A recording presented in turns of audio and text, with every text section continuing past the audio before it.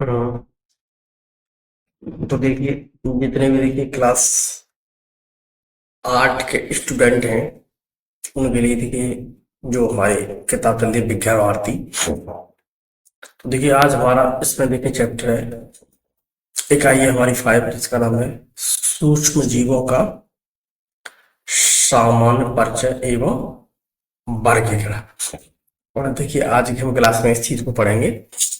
जितने बच्चे देखिए बेसिक शिक्षा परिषद के बच्चे हैं, उनके लिए ये चैप्टर बहुत ज्यादा इम्पोर्टेंट है और उसी की किताब से ये ले सब कुछ लिया गया है। चलो देखते हैं आगे हमें करना क्या है। तो देखिए सबसे पहले हम यहाँ पर एक बात करेंगे कि आखिर में सूक्ष्म जीव क्या होते हैं। ठीक है, तो अगर हम बात करते हैं, देखिए शब्द लिखा हुआ है कि सूक्ष्म जीव। तो देखिए सबसे पहले हम यहाँ पर देखेंगे कि आखिर में सूक्ष्म जीव क्या है। ये सबसे पहले हम सूक्ष्म सूक्ष्म जीव और जीव दोनों का मतलब थोड़ा हम समझते हैं। देखिए अगर सूक्ष्म जीव की बात करते थे, सूक्ष्म का मतलब होता है बहुत छोटा। सूक्ष्म का मतलब क्या है? बहुत इतना छोटा, अर्थात जो आंखों से न देखा जा सके। एक इतने छोटे की बात कर रहे हैं, सूक्ष्म का मतलब इतना छोटा हो कि जैसे हम अपनी आंखों से नहीं देख सकते, उसे हम कहते हैं सूक्ष्म। इतनी छोटे की बात कर रहे हैं, जीव। जीव हम उसे कहते हैं, जीव का मतलब कोई प्राणी हो सकता है। ठीक है, तो जीव वो होगा जिसके अंदर क्या होगी, कुछ जान होगी। ठीक, जिसके अंदर क्या होगी, जान, जीने की शक्ति होगी, उसी को हम कहते हैं जीव। तो जैसे मान लीजिए कि ये यहाँ पर दिखाई दे रहे हैं, जैसे ये क्या है, सूक्ष्म जीव। ये क्या दिख रहे हैं आपको, सूक्ष्म जीव। ठीक, ये बहुत सारे बैक्टीरिया का चित्र बना हुआ है। ठीक, बैक्टीरिया है सूक्ष्म जीव। तो अर्थात हम यहाँ पर ये कह सकते हैं कि वे जीव जिन्हें हम अपनी नग्न आंखों से नहीं देख सकते हैं, सूक्ष्म जीव कहलाते हैं। ऐसे जीवों की बात की जा रही है। सूक्ष्म जीव में हम कह सकते हैं, मैं ऐसे जीव की बात कर रहे हैं जिसे हम अपनी आंखों से नहीं देख सकते। जैसे बहुत सारे सूक्ष्म जीव, जैसे कि ये आपको दिखाई दे रहा अमीबा है, पैरामीशियम है, यूग्लिना है। ठीक है, इसके अलावा देखिए ये आपके सामने एक शैवाल बना हुआ है, जिसे हम कहते हैं क्लैमाइडोमोनास। क्लैमाइडोमोनास। ठीक, तो ये सब क्या है, ये सब क्या है, ये सब सारे क्या है, सूक्ष्म जीव हैं। तो ये सारे के सारे क्या है, सूक्ष्म। जैसे कि ये वायरस। अब हमें देखना है क्या सूक्ष्म जीव की अगर हम बात करते हैं, तो देखिए हम यहाँ पर ये कह सकते हैं कि अगर मान लीजिए हम इसे बात करते हैं, तो देखिए हम यहाँ पर ये कह सकते हैं कि अगर हम सूक्ष्म जीव की बात करेंगे, तो देखिए प्यारे बच्चों हम यहाँ पर कहते हैं कि सूक्ष्म जीव क्या होते हैं, सर्वव्यापी होते हैं। ठीक, सूक्ष्म जीव क्या होते हैं, सर्वव्यापी हो, अर्थात ये जल, थल। ठीक है, जल का मतलब बहुत सारा, जहां भी कहीं क्या होता है, पानी। ठीक, पानी मतलब नदियां वदियां झरने वरने हर जगह पर। थल का मतलब पृथ्वी पर। ठीक है, स्थल वाली जगह पर जल जल। ठीक है, उसके वायु, वायु का मतलब हवा, हवा में, और किसी अन्य जीवों के शरीर में भी पाए जा सकते हैं। और ये बहुत सारे जीवों के शरीर में पाए जा सकते हैं। मान लीजिए कि ये कोई एक ह्यूमन है, अगर हम इसकी बात करें तो इसके शरीर में भी मिलती है जीव के शरीर, जैसे ये है ह्यूमन। तो यहाँ पर देखिए ह्यूमन के शरीर में भी आपको दिखाई दे रहे हैं। ठीक, ये बहुत सारे सूक्ष्म जीव हैं जो क्या हो रहा है, आकर के इन दोनों के मुंह के अंदर में चले जा रहे हैं। तो ये जीवों के शरीर में पहुंचकर तरह तरह के रोग उत्पन्न करते हैं। इसका मतलब ये है कि अगर हम सूक्ष्म जीव की बात करते हैं, तो देखिए हम यहाँ पर कह सकते हैं कि सूक्ष्म जीव किसी मनुष्य के शरीर में पहुंच गए, तो उसके शरीर में यहाँ पर क्या करेंगे, ये तरह तरह के रोग कराएंगे। तो ये क्या करेंगे, तरह तरह के रोग, तरह तरह के रोग करते हैं। ठीक है, अब देखिए, हम सूक्ष्मदर्शी की बात करते हैं। देखिए जी, और छोटे जिन्हें आंखों से नहीं देख सकते हम उसे कहते हैं सूक्ष्म। तो सूक्ष्म जीवों को देखने के लिए हमें जिस यंत्र की जरूरत पड़ती है उसे हम कहते हैं सूक्ष्मदर्शी। ठीक है। तो इसमें देखिए, सूक्ष्म का मतलब होता है बहुत छोटा, दर्शी का मतलब होता है देखना। तो इससे हम यहाँ पर ये कह सकते हैं कि दर्शी का मतलब होता है देखना। ठीक है। और सूक्ष्म का मतलब छोटी। तो ये एक ऐसा यंत्र है हम जिसकी सहायता से सूक्ष्म जीवों को आसानी से देख सकते हैं।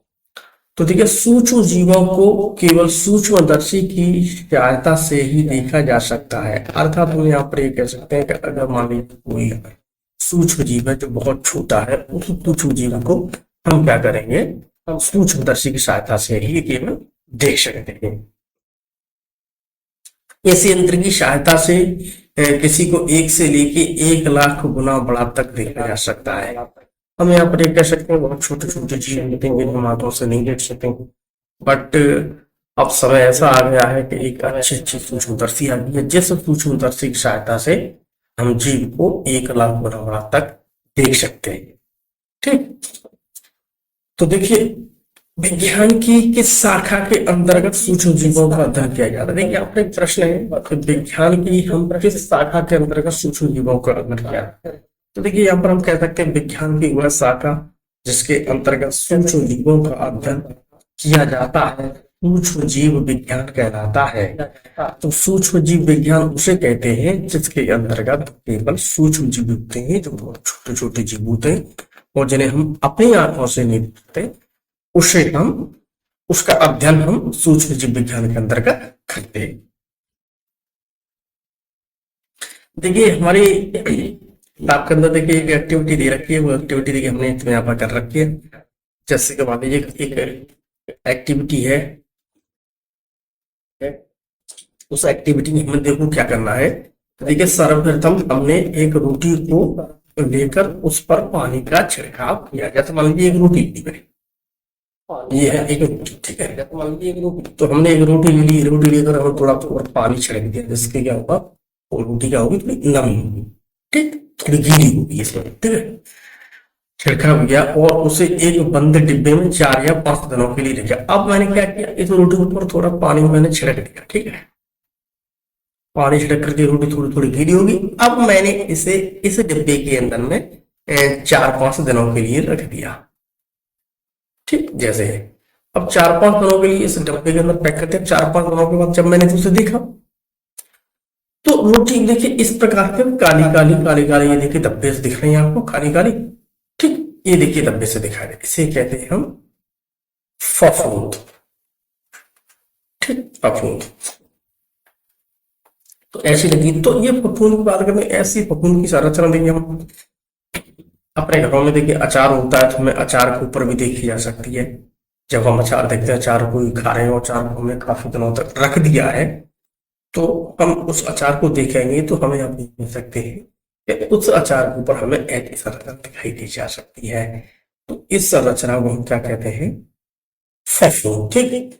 उसके अलावा देखिए ब्रेड, अगर हम ब्रेड की बात करें तो ब्रेड को भी अगर हम किसी के अंदर रख देते हैं तो हम ब्रेड को जब देखते हैं तो ब्रेड के ऊपर भी हमें ऐसी देखी जा सकती है। ये देखो यहाँ पर दिखाई गई जो काली काली सी पड़ गई ब्रेड, अर्थात हम यहाँ पर ये कह सकते हैं ये क्या है, फफूंद, ठीक।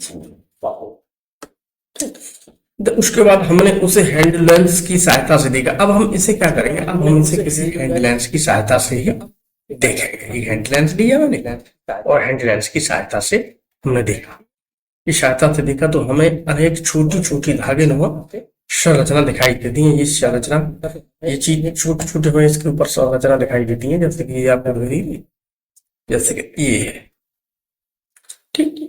छोटी छोटी संरचना हमें दिखाई देगी, धागे नुमा संरचना होती है। जैसे यही क्या है, यही सारी चीज क्या है, सूक्ष्म जीव है। अब देखिए सूक्ष्म जीवों के अगर हम वर्गीकरण की बात करें तो देखिए हमारी किताब है, तो बेसिक शिक्षा पर्पज के लिए जो किताब चलती है उसके लिए वहां पर सूक्ष्म जीवों का वर्गीकरण देखिए इन 5 चीजों में किया गया है।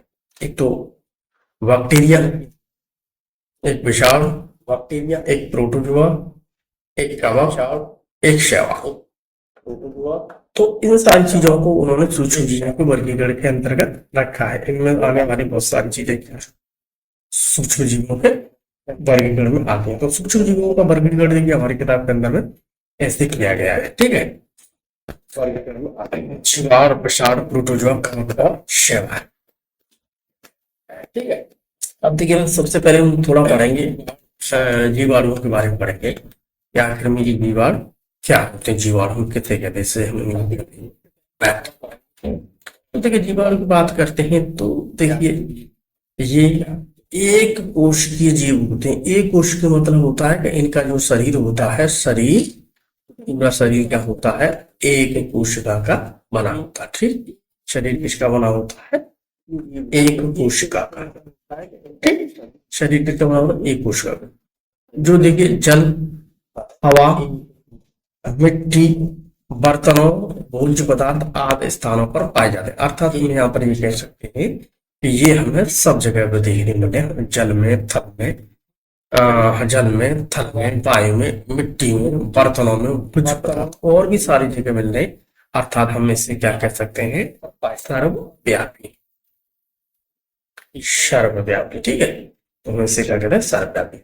ये दंड के आकार के, उस दंड के आकार का मतलब क्या है, ऐसे हो सकता है दंड के आकार, ठीक, डंडे के आकार, रॉड, ठीक। दंड का आकार का मतलब होता है ऐसे भी हो सकते हैं, ऐसे इनका शरीर ऐसे देखिए बना हो सकता है, ठीक, ऐसे करके इनका शरीर बना हो सकता है। जैसे मान लीजिए ये बना, जैसे कि ये बना, वो ये गोलाकार भी हो सकते हैं। गोलाकार का मतलब क्या, गोल गोल भी हो सकते हैं, ठीक है।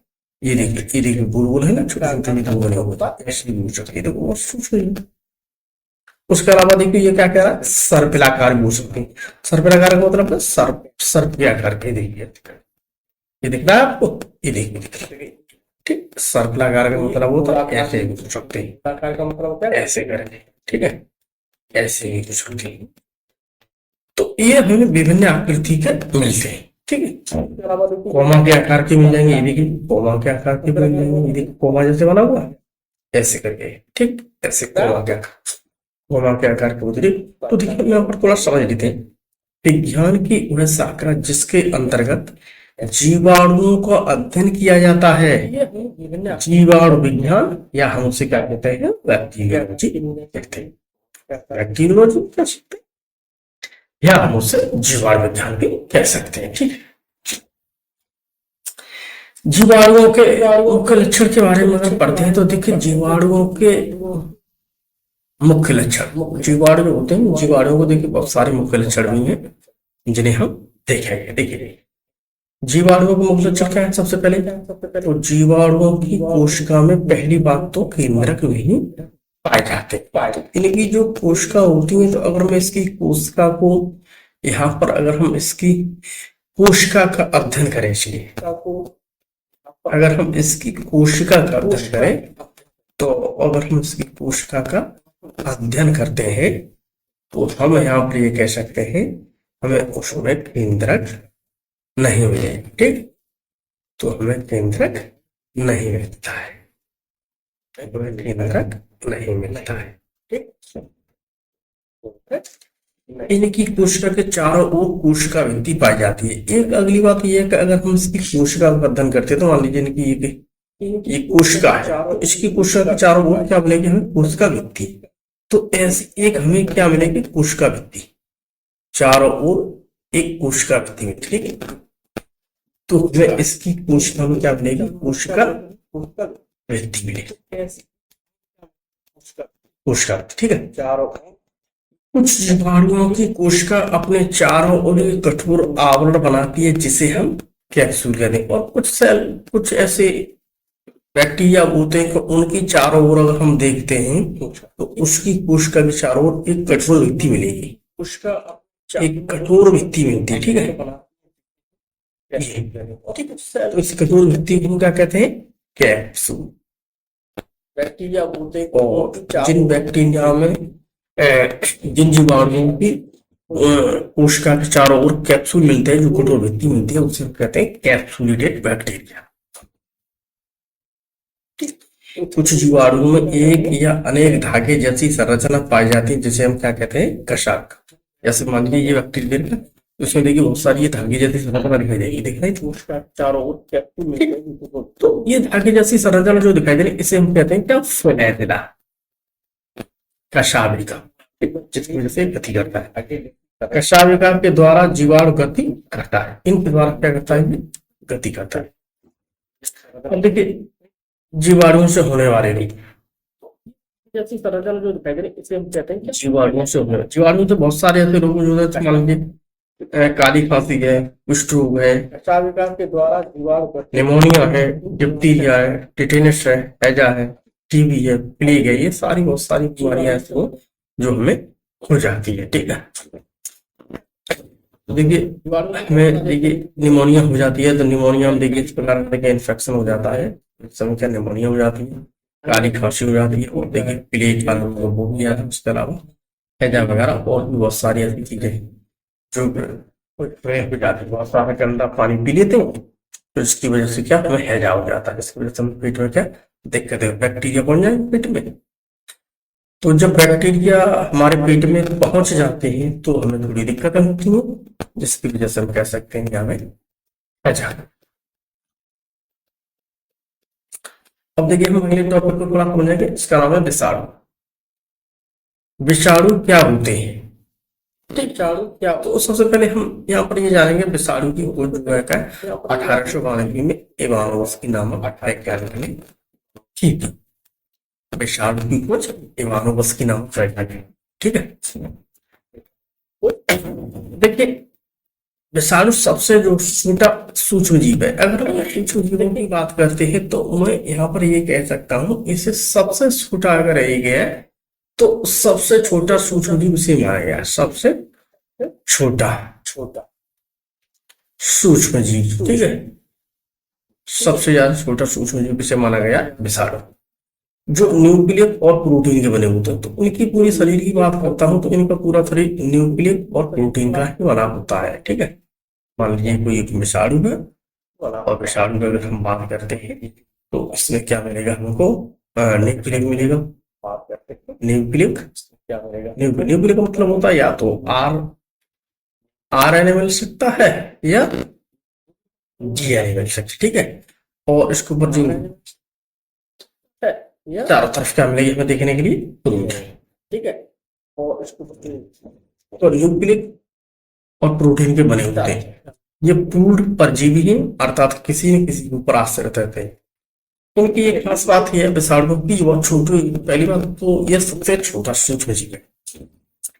दूसरी बात ये एक तरह का पूर्ण परजीवी है। पूर्ण परजीवी उसे कहते हैं कि ये किसी के ऊपर रहेगा तो ही ये आगे बढ़ सकता है, अगर किसी के ऊपर नहीं रहेगा तो ये आगे नहीं बढ़ सकता। मान लीजिए कि ये जैसे हवा के संपर्क में आएगा ऐसे, ठीक है, और ये किसी इंसान के शरीर के अंदर जैसे ही चला गया तो जैसे ही इंसान के अंदर चला जाएगा तैसे अभी क्या हो जाएगा, एक्टिवेट हो जाएगा। तो अर्थात ये अब अपना जीवन यहाँ पर व्यतीत करेगा, संख्या बढ़ाता रहेगा। तो इसे जीने के लिए किसी न किसी का शरीर चाहिए। अगर इसे किसी सजीव प्राणी का शरीर नहीं मिलेगा, मान लीजिए किसी इंसान का शरीर हो सकता है, किसी जानवर का शरीर हो सकता है, किसी पक्षी का शरीर हो सकता है, किसी पेड़ पौधे की भी बात कर सकते हैं। हम ऐसे जीव की बात कर रहे हैं जिस जीव के अंदर जान, अर्थात जो जीव सजीव, जैसे सभी हरे पेड़ पौधे आपने देखे, सभी हरे पेड़ पौधे जो होते हैं उन सभी हरे पेड़ पौधों के अंदर में जान पाई जाती है, अर्थात वो सभी हरे पेड़ पौधे सजीव की कैटेगरी में आते हैं।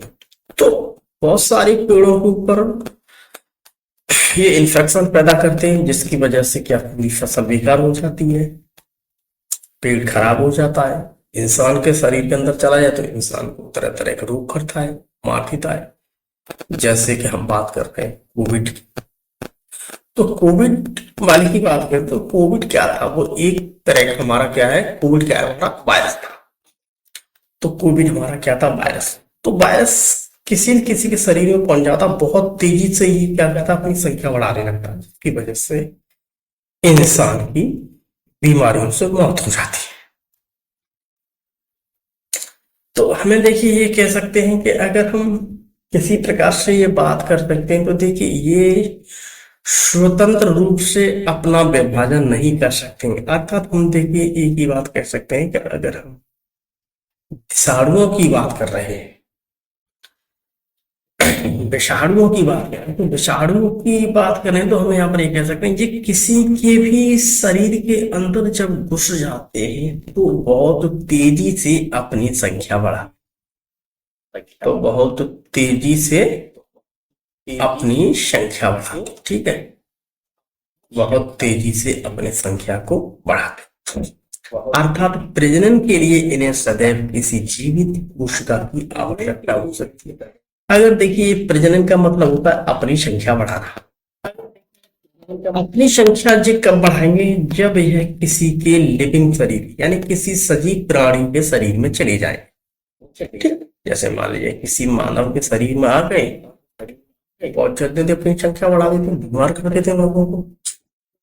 तो ये अपनी संख्या बढ़ाते हैं बहुत तेजी से। हम यहाँ पर ये कह सकते हैं ये जब भी कभी प्रजनन करेंगे अपनी संख्या बढ़ाएंगे तो ये किसी जीवित प्राणी की इन्हें आवश्यकता पड़ती है। अर्थात बिना किसी भी प्राणी के, जीवित प्राणी की अपनी संख्या नहीं बढ़ा सकते। इनसे भी देखिए बहुत तरह के रोग होते हैं, इनसे भी बहुत तरह के रोग होते हैं। जैसे मान लीजिए कि पौधों में भी हो जाता, जंतुओं में, मनुष्यों में अनेक प्रकार के रोग पाए जाते हैं। ठीक है, मैंने बताया पेड़ पौधे सब इससे क्या हो जाते हैं, विषाणुओं के इन्फेक्शन से खराब हो, फसल तक खराब हो जाती है। जंतुओं में, जीवों में, पक्षियों में सब होते हैं। उसके अलावा इंसानों के लिए बात करते हैं कि कोविड-19 एक बीमारी है। उसके अलावा देखिए चिकनगुनिया आप देख सकते हैं आराम से, ठीक है, पोलियो आप देख सकते, पोलियो जैसी बीमारी ये सब क्या है, विषाणुओं की वजह से होने वाले रोग है। हेपेटाइटिस है, चेचक है, डेंगू है, ठीक है, डेंगू है। इनका अच्छी तरह से क्या होता है, संक्रमण होता है। इनका क्या होता है, अच्छी तरह से क्या होता रहता है प्यारे बच्चों, संक्रमण। संक्रमण का मतलब होता है मान लीजिए कि मुझे कोई बीमारी लग गई है विषाणु, अगर मेरे पास कोई बैठा हुआ व्यक्ति है तो मैं बात करूंगा, तो जैसे मैं बात करूंगा तो मेरे मुंह से निकलने वाली जो हवा है उसके संपर्क में जाएगी, धीमे धीमे वो भी बीमार हो जाएगी।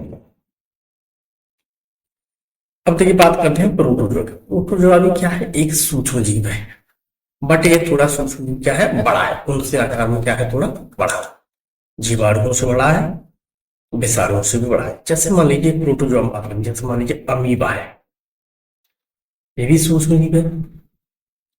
यूग्लिना है, ये भी सूक्ष्म जीव है। उसके अलावा देखिए बात करते हैं पैरामीशियम की, तो पैरामीशियम भी क्या है, सूक्ष्म जीव है। ये सारे सूक्ष्म जीव हमें गंदे पानी, तालाबों की, पोखरों के में, नदियों के में, गंदे पानी में देखने के लिए आसानी से मिल जाएंगे।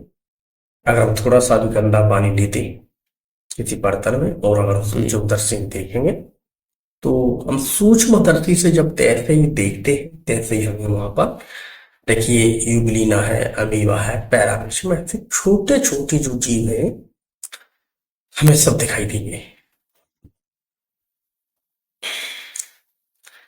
तो देखिए हम यहाँ पर ये कह सकते हैं, जैसे मान लीजिए कोई गंदा पानी मैंने लिया, तालाब का, नदी का गंदा पानी लिया, तो गंदे पानी को हम देखते हैं तो हमें देखो स्लाइड पर रख करके देखेंगे सूक्ष्मदर्शी से। तो मैंने तुम्हें पहले ही बताया था कि सूक्ष्मदर्शी जो होती है उससे हम बहुत छोटी से 10,000 गुना, 1,00,000 गुना बड़ा तक देख सकते हैं। तो हम सूक्ष्मदर्शी से देखेंगे तो हमें देखेंगे ऐसी आकृति की दिखाई देती। जब हम कोई गंदा पानी पी लेते हैं तो ये हमारे शरीर में चले जाते हैं और हमें तरह तरह की बीमारियां, ठीक है। लेकिन ये सभी एक कोश के जीव होते हैं, सभी एक कोश के जीव है, ठीक है, केवल एक कोशिका का बनी। ये जल, मिट्टी तथा जीवों के शरीर में पाए जाते हैं। देखिए जल में भी मिलेंगे आपको, मिट्टी में भी मिल जाएंगे, उसके अलावा जीवों के शरीर में। भाई बहुत सारे जीव जंतु ऐसे हैं जो गंदा पानी पीते हैं, उनके शरीर में चले जाते हैं। इनमें प्रचलन के लिए बात पाई जाती है। देखिए प्रचलन के लिए देखिए यहाँ पर थोड़ी थोड़ी बात मिलेगी। अगर मैं अमीबा की बात करता हूँ तो अमीबा के अंदर भी हमें क्या मिलते हैं, कूटपाद। जैसे हम इसे इसे देखिए आप, ये दिख रहा है पिछली स्लाइड में, देखिए आप, ये देखिए कूटपाद, ये इनकी सहायता से ये गति कर लेते हैं, ठीक है। ये दिख रहे हैं आपको, यहाँ पर पैरामीशियम के लिए देखिए ये सीलिया दिख रहे हैं, ठीक। ये देख रहे हैं सीलिया, देख रहे हैं। अब यूनिना के लिए देखिए ये फ्लैजेला दिख रही है, ये देखिए फ्लैजेला की मदद से क्या गति कर सकता है। तो इस प्रकार से देखिए हम यहाँ पर ये कह सकते हैं कि इनमें प्रजनन के लिए कूटपाद पाए जाते हैं, कूटपाद, ठीक है। इनमें प्रजनन बहुत तेजी के साथ में होता है। तो मतलब मान लीजिए मेरे पास ये एक अमीबा है, ये क्या है मेरे पास, एक अमीबा। तो थोड़ी देर बाद ये क्या करेगा, इसमें क्या होगा, द्विभाजी विभाजन होगा, ठीक है। तो द्विभाजी विभाजन का मतलब हो तो दो भागों में बट जाएगा, ये धीमे धीमे दो भागों में बट जाएगा, ठीक। दो भागों में बट करके एक छोटा सा इधर बन जाएगा, एक छोटा सा इधर बन जाएगा, ठीक है। ऐसे करके एक से यहां पर कितने बन गए, दो बन गए। अब ये इससे दो बनेंगे, अब इससे भी दो बनेंगे, इससे भी दो बनेंगे, इससे भी दो बनेंगे, इससे इस प्रकार से हम कह सकते हैं इनकी संख्या तेजी से बढ़ती है। अब देखिए प्रोटोजोआ से होने वाले रोग, देखिए प्रोटोजोआ से होने वाले रोग भी बहुत सारे होते हैं। जैसे मान लीजिए पेचिस है, निंद्रा रोग है, काला आजार, बहुत सारे रोग हैं। निंद्रा रोग में आदमी सोता ही रहता है, ठीक है। काला आजार भी रोग है, ठीक। वो पेचिस है, तो ये सारे रोग इससे होते हैं। अब देखिए अगला देखते हैं एंटामीबा हिस्टोलिटिका। ये है देखिए एंटामीबा हिस्टोलिटिका। इसकी संरचना ऐसी होती है जैसे पानी में देखते हैं तो हमें ये ऐसा दिखाई देता है, ठीक है। देखिए एंट अमीबा हिस्टोलिटिका मनुष्य की आंत में परजीवी की तरह पाया जाता है जो पेचिश नामक रोग करता है। मान लीजिए कोई गंदा पानी है, कोई गंदा पानी मैंने पानी पी लिया, किसी तालाब का पानी पी लिया मैंने, या किसी नदी का मैंने पानी पी लिया, या उसमें और भी बहुत सारा ऐसा पानी है जिसे मैंने गर्म नहीं किया है, मैं ऐसे ही पी गया हूँ, रखा हुआ पानी है, गंदा पानी, तो ये मेरे शरीर के अंदर चला जाएगा, ठीक है। हमारे शरीर के अंदर जाकर शरीर के अंदर रहेगा, शरीर के अंदर आंतों में रहेगा, आंतों में जाकर के ये क्या कर देगा, हमें पेचिश रोग कर देता है। क्या कर देता है, पेचिश रोग कर देता है, ठीक है। अब हम अगले स्टेप लेते हैं कवक। कवक कवक का मतलब होता है फलवारी। जैसे मान लीजिए मैंने अभी तुम्हें बताया शुरुआत में, मान लीजिए कोई अचार है, घर में अचार बनाया, माता जी ने अचार बनाया, तो अचार को हम देखते हैं कि थोड़ा पुराना हो जाता है तो उसमें देखिए हमें फफूंदी लग जाती है, सारे जानते हैं बच्चे फफूंदी के बारे में। रोटी है, बरसात के दिनों में हम रोटी को देखते हैं तो बरसात के दिनों में रोटी एक दो दिन रखी हो तो फफूंदी लग जाती है, ब्रेड में लग जाती है। चमड़े का कोई भी कपड़ा है, मेरा मतलब चमड़े की जर्किन है, या चमड़े का जूता वगैरह है, चमड़े का बैग है, चमड़े की बेल्ट है, तो बरसात के दिनों में हम देखते हैं सब जगह फफूंदी लग जाती है। उसके अलावा देखिए लकड़ियों के ऊपर भी हमने फफूंदी को उगते हुए देखा है, सड़ी गली चीजों के ऊपर। और जहां पूरा करकट डालते हैं वहां पर हमें बहुत ज्यादा मात्रा में फफूंदी देखी जा सकती है। ये देखिए फफूंदी, फफूंदी से ज्यादातर सभी लोग अच्छी तरह से परिचित हैं, और सारे बच्चे का सारे लोग ही जानते हैं फफूंदी है क्या, सारे लोगों को मुझे लगता है सभी बच्चे अच्छी तरह से जानते हैं। देखिए कवक को हम फफूंद भी कहा जाता है, कवक की बात करें तो कवक को हम फफूंद भी कह सकते हैं, ठीक है। इन्हें अक्सर हम अपने घरों में रोटी, ब्रेड, अचार तथा चमड़ी की वस्तुओं पर उगते हुए पाए जाते हैं। बताया ना, मान लीजिए चमड़े का कोई बैग है, चमड़े का जूता है, और चमड़े का कोई वहां भी हमें मिल जाते हैं, ठीक है। उनकी बैग सबके ऊपर हमें देखने के लिए मिल जाती है, उनकी बैग सबके ऊपर हमें देखने के लिए मिल जाती है।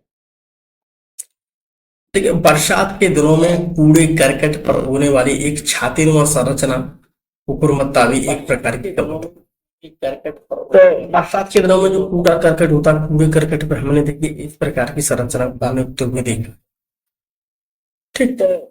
इस प्रकार के जो संरचना होती है होते हुए देखा। तो गाँव में लोग सब से कुकुरमुत्ता कहते हैं, तो हम यहाँ पर ये कह सकते हैं अपन को कुकुरमुत्ता के नाम से भी जान सकते हैं, ठीक है।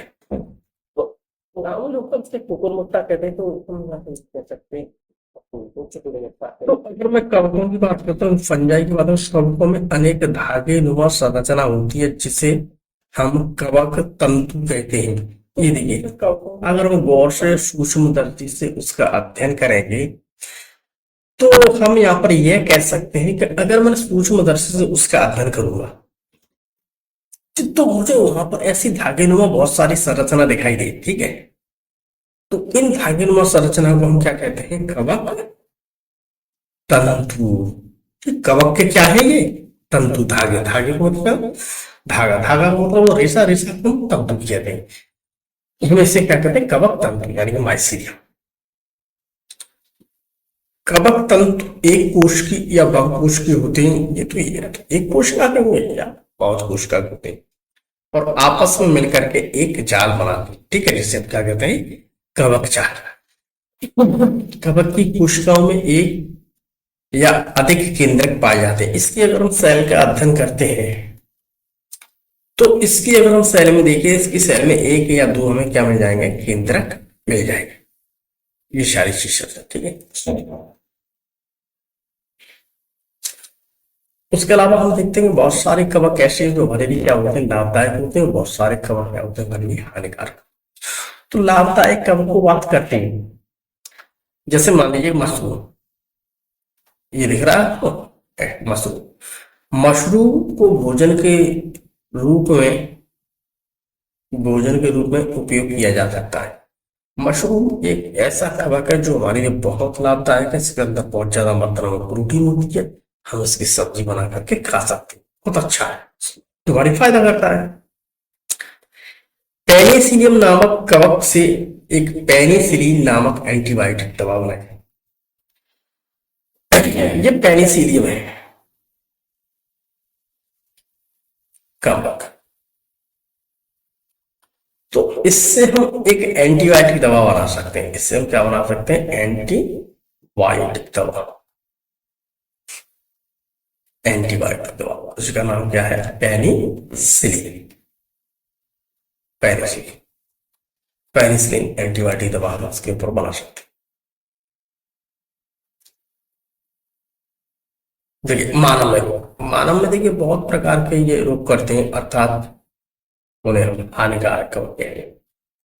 मनुष्य की बात करते हैं तो देखिए ये दांत, ये दिखाई दिया पूरे शरीर के अंदर दांत, ठीक है। ये दांत मनुष्य में दांत तथा सिर में होने से गंजापन भी रोग हो जाता है। बहुत सारे अगर सिर में भी होगी तो देखो गंजापन हो जाएगा हमारा। पाद, तो पक्षिनिया नामक गेहूं में एक रोग उत्पन्न करता है। देखिए गेहूं दिख रहा क्यों? देखिए दिख रहा है, पोती दिख रहा है। तो ये क्या है? पक्षिनिया कवक। तो पक्षिनिया कवक क्या करेगा मालूम है? पक्षिनिया कवक ये क्या करेगा? गेहूं में रोग करेगा, गेहूं में रोग करता है, ठीक है। उसके अलावा देखिए बात करें शैवाल की। मान लीजिए हम अपने स्कूल में पढ़ने के लिए गए या अपने घर पर देखा, बरसात के दिनों में हम देखते हैं तो चारों तरफ देखिए ये काई दिखाई देती है, जैसे खंजा है, नीचे जब देखो पानी भरा गया, काई लग गई, ये देखो काई लग गई। उसके अलावा तालाब में देखा आपने ऐसी संरचना घेरी है, ये संरचना, ये सब दिख रही है, हरी हरी संरचना दिख रही है, हरी हरी संरचना दिखाई दे रही है, सब दिखाई दे रही है। ये सब क्या है? इसे हम क्या कहते हैं? काई। कई कहते हैं बरसात में पानी, जहां पानी चलता रहता है, नल का पानी चलता रहता है, हमें अक्सर वहां ये संरचना देखी जा सकती है।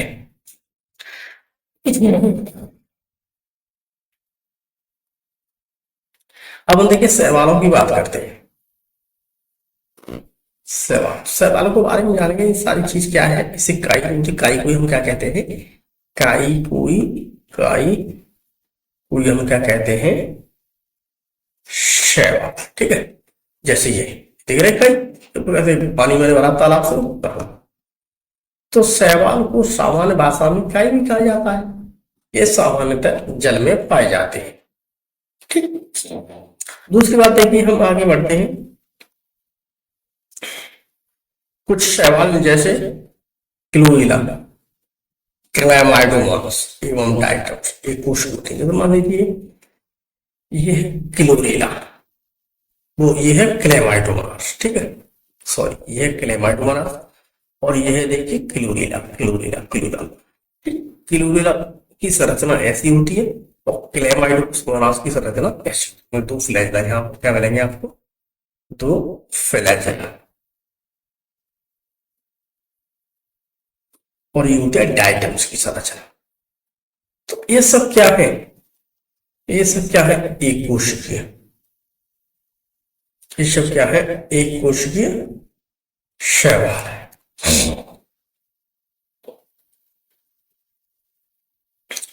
परंतु अधिकांश शैवाल बहुकोशिकीय होते हैं। कुछ शैवाल ऐसे हैं जो एक कोशिकीय, वैसे तो ज्यादातर इनका शरीर क्या होता है, बहुत सारी सेल से मिलकर के बना होता है। इनका शरीर सूखा थैलस होता है, इनके शरीर को हम क्या कहते हैं, सूखा थैलस।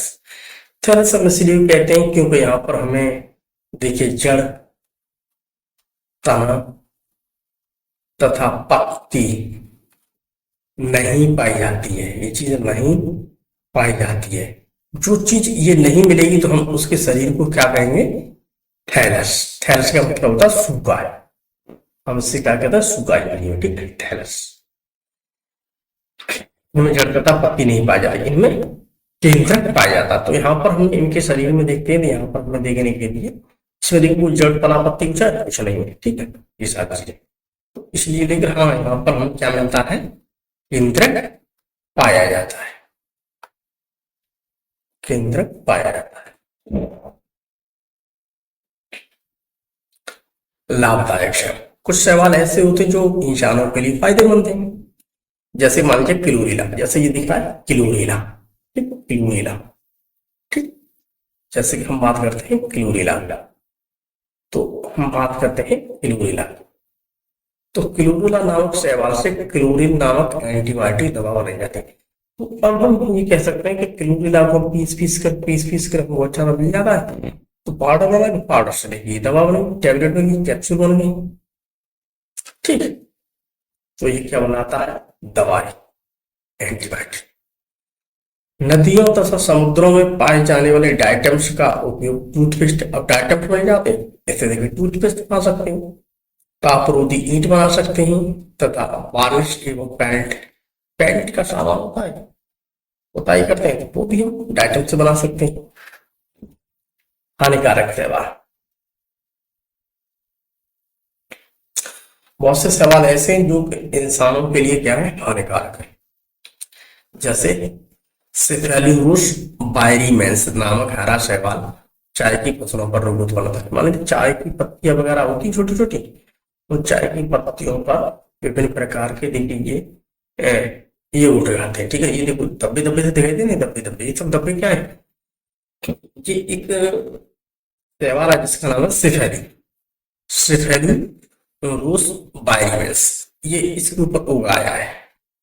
तो चाय की पत्तियां जो होती हैं, पत्तियों पर सिफेलियोरस बायरीमेंस नाम हरा शैवाल उगाता, इसकी वजह से क्या है, चाय की मेरी फसल बर्बाद हो जाती है।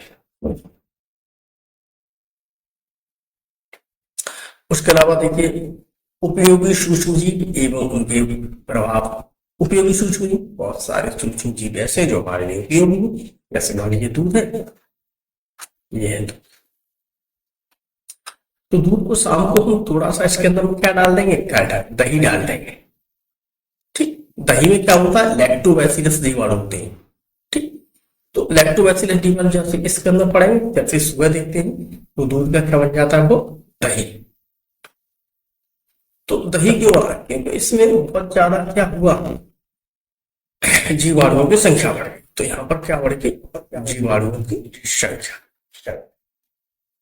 तो जीवाणु का उपयोग देखिए दही में, सिरका में तथा शराब बनाने में भी किया जाता है।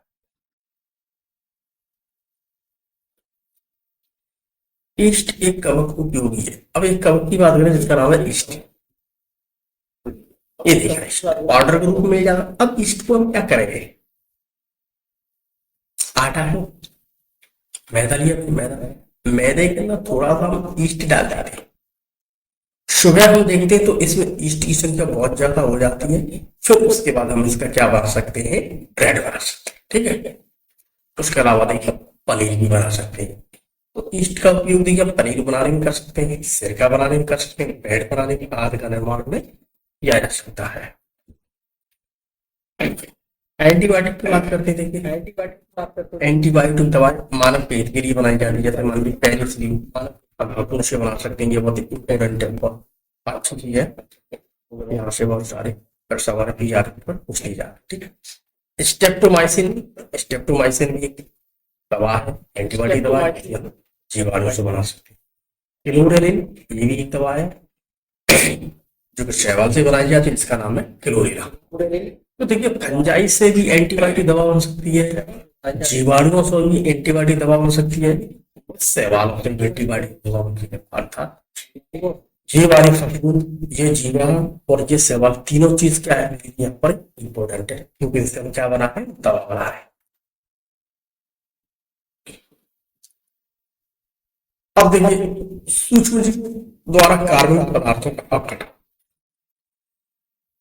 ठीक है। बहुत सारे हमने देखे कि अगर मान लीजिए कोई जानवर है, जानवर मर जाता है, या कोई फल है, फल आपको देखा है, अगर फल सड़ जाता है, जमीन पर पड़ा है तो सड़ जाएगा, या कोई पेड़ पेड़ है तो पेड़ मान लीजिए बरसात के दिनों में टूट कर गिर पड़ा तो थोड़े दिनों बाद देखते हैं पेड़ का धीमे धीमे सड़ जाता है, उसकी पत्तियां सड़ जाती हैं। जानवर मर गया तो वो सड़ जाता, ये सब क्यों सड़ रहा है, क्योंकि इससे छोटे छोटे जो सूक्ष्म जीव होते हैं वो इसे खा जाते हैं। जैसे ये खा रहा है, ये देखिए छोटी छोटी, ये देखिए छोटी, ये देखिए छोटे छोटे, ये देखिए सब खा जाते हैं इसे। सूक्ष्म जीव जटिल कार्बनिक पदार्थों को सरल कार्बनिक पदार्थों में विघटित कर देते हैं, जिससे वृक्षों की उर्वरा शक्ति बढ़ जाती है। अब यहाँ पर किसी भी चीज को ये सलाह देंगे, जैसे पत्तियों को, पेड़ को, पेड़ की छालों को, सारी चीजों को ये सलाह देते हैं। तो जिस जगह पर चढ़ाएंगे जहां पर ये सड़ जाती है चीज, वहां की जमीन क्या हो जाती है, उपजाऊ। तो जमीन क्या हो जाती है, उपजाऊ, और ये फायदेमंद, क्योंकि ये कार्बन बड़ी बड़ी चीजों का क्या कर रहे हैं, अपघटन कर रहे हैं। भोजन के रूप में, भोजन के रूप में भी देखिए हम इसे यूज कर सकते हैं सूक्ष्म जीवों को। जैसे मान लीजिए मशरूम, ये भी देखो अपनों तो सब्जी के रूप में इसे प्रयोग किया जाता है, ठीक है। मशरूम तथा मोरपिला, उसके अलावा ईस्ट लिया मैंने,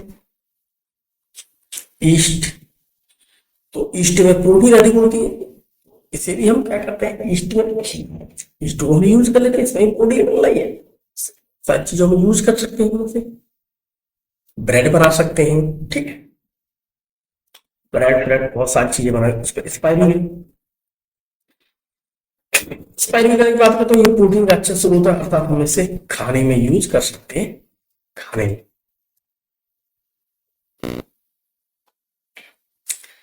उद्योग धंधों में, तो उद्योग धंधों में जैसे मान लीजिए ईस्ट है, ईस्ट को ब्रेड मिला कर रखेंगे तो ब्रेड की फैक्ट्री, तो ये हम ब्रेड के धंधा कर रहे हैं, बड़ी बड़ी फैक्ट्रियां हैं, सुबह सुबह उठते हैं डबल रोटी खा रहे हैं, ब्रेड खा रहे हैं, ईस्ट मार रहे हैं, सारी चीज खा रहे हैं, तो सब क्या है, ईस्ट। बड़े बड़े उद्योगों में ईस्ट का प्रयोग, बड़े बड़े उद्योगों में ईस्ट का उपयोग किया जाता है, तो डबल रोटी वगैरह बनती है। हानिकारक, हानिकारक सूक्ष्म जीव, हानिकारक सूक्ष्म जीव की बात करते हैं तो सूक्ष्म जीवों द्वारा मनुष्य में और जंतुओं में, पेड़ पौधों में अनेक रोग हो जाते हैं। मनुष्यों में देखिए दाद बात हो जाएगी, देखिए, ठीक है। दाद नामक रोग ट्राइको पाइटीन नामक माइक्रोस्पोरो नामक कवक द्वारा होता है, तो ये देखिए दाद का रोग हो रहा है।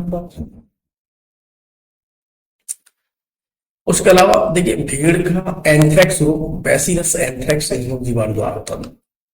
जो लोग भेड़ पालते हैं,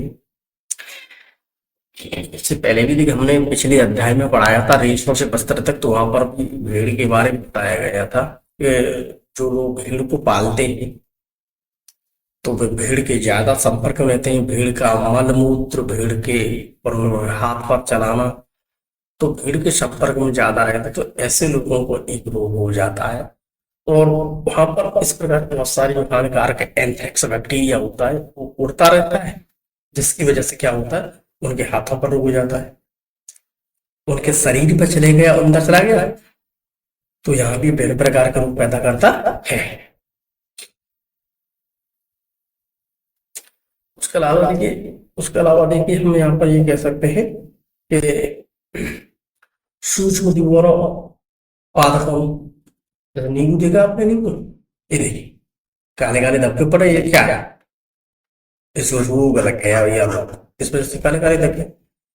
तो देखिए नींबू का कैंकर रोग जिसे हम कहते हैं जैंथोमोनास नामक बैक्टीरिया द्वारा होता है, ये देखिए जैंथोमोनास नामक बैक्टीरिया द्वारा होता है, ठीक है। आलू का पछेता अंग, आलू देखा है, आलू में देखिए विभिन्न प्रकार के रोग, काला काला पड़ जाता है, उसकी पत्तियों पर ऐसे ही देखिए धब्बे बन जाते हैं, इसे हम कहते हैं पछेता अंगवायु, ठीक। हाइड्रोक्लोरा इन्फेस्टेंस नामक का मतलब। गेहूं का काला कीट रोग, देखिए गेहूं की पत्तियों को देखिए ऐसे लग जाती है पत्तियां, ऐसे ऐसे ऐसे ऐसे, ये इसे कहते हैं काला कीट रोग, इसे हम कहते हैं काला कीट रोग, ठीक है। पक्सिनिया नामक द्वारा होता है। खाने वाली वस्तुओं को खराब करने वाले सूक्ष्मजीव, जैसे मान लीजिए कवक की बात करें, जैसे राइजोपस है या विल्वर, ये खाने वाली चीजों को क्या कर देते हैं, खराब।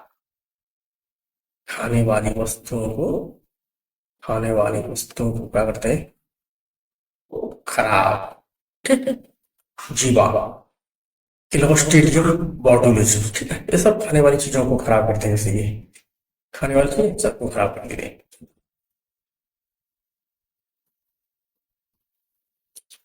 कुछ जीवाणु जैसे कि थायोबैसिलस डिनाइट्रिफिकेंस, ये नाइट्रेट को नाइट्रोजन और अमोनिया में बदल देता है, जिससे भूमि की उर्वरा शक्ति क्या हो जाती है, कम हो जाती है, ठीक है।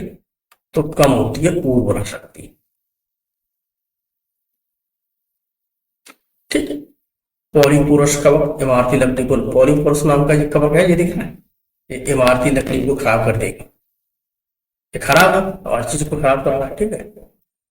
सूक्ष्म जीव के प्रभाव से बचाव, आखिर में सूक्ष्म जीवों को जो प्रभाव से बचे कैसे, ठीक है। सूक्ष्म जीव प्रभाव से, मान लीजिए डबल रोटी है, पुस्तकें, चमड़े की वस्तुएं, खाद्य सामग्री को ये खराब कर देते हैं, तो सूक्ष्म जीव हमें वो ग्रस्त भी कर देते हैं, तो सारी चीजों खराब कर रहे हैं। उसके अलावा मैंने रोग भी कर रहे थे कि रोग, इनसे बचने के निम्न उपाय इससे कैसे बच सकते हैं।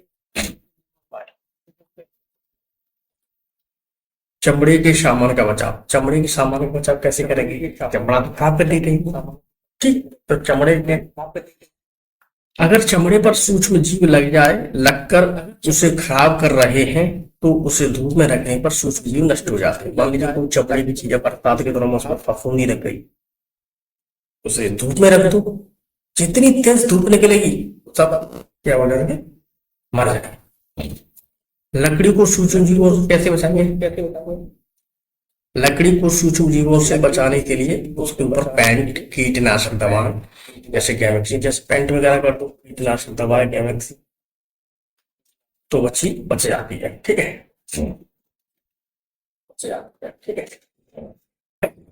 फ्रिज द्वारा भी कुछ खाद्य पदार्थों को सुरक्षित रख सकते हैं, अगर कोई बचा कुचा सामान है, अगर हम उसे फ्रिज के अंदर रखेंगे, तो फ्रिज की हम बात करें तो हम यहाँ पर कह सकते हैं फ्रिज में क्या है, फंजाई या bacteria can not grow A fridge. तो बैक्टीरिया हुआ या मेरा कवक हुआ या जीवाणु हुए या कवक हुए, फ्रिज के अंदर टेम्परेचर क्या होता है, बहुत नीचे हो जाता है। जब फ्रिज का टेम्परेचर ज्यादा नीचे होगा, जब फ्रिज का टेम्परेचर क्या हुआ, कम कम, तो यहाँ पर बैक्टीरिया हुआ या आपका कवक हुआ, ये वृद्धि नहीं कर सकते, ये वृद्धि नहीं कर सकते, अर्थात यहाँ पर ये चीज वृद्धि नहीं कर सकते, ठीक है। करेंगे धीमे धीमे, बट यहाँ पर कुछ समय के लिए वो क्या हो जाते हैं, रुक जाते हैं। भोज्य पदार्थों को उबाल कर भी सुरक्षित रख सकते हो। उसके अलावा बहुत सारी चीज ऐसी है भोजन की, उसे अगर हम गर्म कर देंगे तो गर्म करने से बहुत सारे बैक्टीरिया वगैरह होते हैं खत्म हो जाते हैं, नष्ट हो जाते हैं, जिसकी वजह से क्या है से कुछ हद तक सही रह सकते हैं। इसी भोज्य पदार्थों को जब उबाल दिया जाए तो इसमें उपस्थित सभी सूक्ष्म जीव नष्ट हो जाए। उबाल देंगे, गर्म कर देंगे तो चीज नष्ट हो जाएगा। सूक्ष्म जीवों द्वारा होने वाले मानव में रोग, देखिए सूक्ष्म जीवों द्वारा होने वाले मानव में रोग जैसे कि क्षय रोग जीवाणु द्वारा होता है, हैजा जीवाणु द्वारा होता है, टाइफाइड जीवाणु द्वारा होता है, खसरा विषाणु द्वारा होता है, चिकन पॉक्स विषाणु द्वारा होता है, पोलियो रोग विषाणु द्वारा होता है, हेपेटाइटिस रोग ये भी विषाणु द्वारा होता है, मलेरिया रोग ये भी विषाणु द्वारा होता है, डेंगू रोग ये भी विषाणु द्वारा होता है, चिकनगुनिया ये भी विषाणु द्वारा। तो ये ऐसे हैं जो जीवाणु द्वारा हो रहा है चिकनगुनिया, और ये रोग ऐसे हैं जो विषाणु द्वारा हो रहे हैं, विषाणु द्वारा हो रहे हैं। और डेंगू की बात करते हैं या हम चिकनगुनिया की बात करें तो एक सही नहीं। तो यह विषाणु द्वारा होने वाला रोग है डेंगू रोग के विषाणु। डेंगू की अगर विषाणु की बात करें पर ये कह सकते हैं कि डेंगू रोग से पीड़ित व्यक्ति से स्वस्थ व्यक्ति में टाइगर मैडी एटिक, मान लीजिए क्या एक कोई व्यक्ति है, ये व्यक्ति ऐसा है कि इस व्यक्ति को क्या हो रहा है, आपको एक बीमारी हो रही है, ठीक है, जैसे मान लीजिए कि इससे डेंगू है और ये मच्छर है बिल्कुल सही। अब इस मच्छर ने इस व्यक्ति को काटा, ये व्यक्ति को जैसे ही काटेगा तैसे इसके रक्त के माध्यम से जो इसके विषाणु है वो अब इस मच्छर में आ जाएंगे। ये दो मच्छर लाल हो गया, ठीक है, जैसे इसे काटा मच्छर अब ये काला काला जो चित्र बना हुआ इंसान का, इसका मतलब है कि ये क्या है, एकदम स्वस्थ, ये स्वस्थ है। अब ये मच्छर इसे काटेगा, तो जैसे ये लाल वाला मच्छर है, लाल वाला मच्छर का मतलब क्या है कि पहले ये मच्छर स्वस्थ था, ये देखिए यहाँ पर काला काला है, तो ये स्वस्थ था। जैसे ही इसने काटा किसी रोगी को तो इसके रोग के कीटाणु इस मच्छर में आ गई। मच्छर का कुछ नहीं बिगड़ता है, ठीक, लेकिन मच्छर ने क्या कर दिया, इसके जीवाणु को, अब ये मच्छर इसे काटेगा, ये बीमारी यहाँ पर थी, यहाँ से इस मच्छर के माध्यम से अब बीमारी यहाँ पर बढ़ गई। ये स्वस्थ व्यक्ति को जैसे काटेगा तैसे स्वस्थ व्यक्ति में क्या हो जाएगा, व्यक्ति को क्या हो जाएगा। तो इस प्रकार के रोग को ये फैलाते रहते हैं, ठीक है, इस रोग को ये फैलाते रहते हैं। तीव्र बुखार होगा, सर दर्द होगा, आंखों में पीछे दर्द होगा और चकत्ते सर, यही बिल्कुल सेम कंडीशन चिकनगुनिया। तो यह भी टाइगर मच्छर द्वारा होने वाला एक रोग है, यह भी स्वस्थ व्यक्ति में काटने से ही होता है। जैसे मान लीजिए जोड़ों में दर्द है तीव्र, तो ऐसे ही काट लेगा, तो इसके माध्यम से इसे काटेगा, इससे यहाँ से यहाँ पहुंचेगा।